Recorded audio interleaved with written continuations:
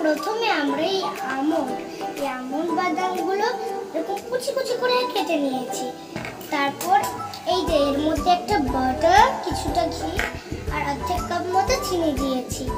এটা ভালো করে যতক্ষণ না ক্রিমি হচ্ছে ততক্ষণ এটাকে ভালো করে মিক্স করতে হবে। ব্যাটারটা বানানোর জন্য 1 কাপ মতো ময়দা নিয়েছি, কফি পাউডার নিয়েছি, বেকিং সোডা এবং বেকিং পাউডার নিয়েছি আর সামান্য একটু নুন নিয়েছি। চলো, এই যে এই আটাটার জন্য আমরা বানিয়ে সামান্য 2 চামচ মতো দুধ দিয়েছি আর যে আমরা আমন্ডটা কুচি করেছিলাম সেইটা দিয়েছি। এবার ভালো করে মেখে নিই।